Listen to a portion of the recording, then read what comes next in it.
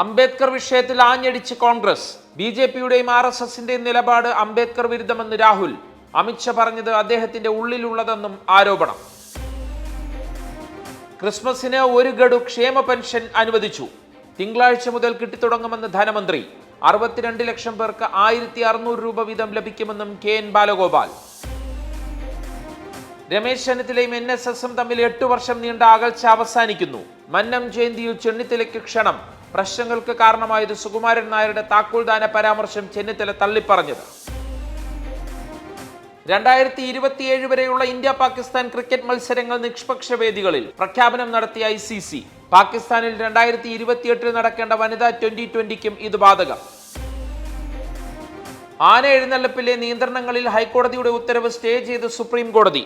ചട്ടങ്ങൾ പാലിച്ച് ആനയെ എഴുന്നള്ളിക്കാം. കോടതി ഇടപെടൽ ദേവസ്വങ്ങളുടെ അപ്പീലിൽ. സിറിയ ഒരിക്കലും അഫ്ഗാനെ പോലെ ആകില്ലെന്ന് HTS തലവൻ അഹമ്മദ് അൽ-ഷറ. സ്ത്രീകൾ വിദ്യാഭ്യാസം നേടണമെന്നാണ് ആഗ്രഹം.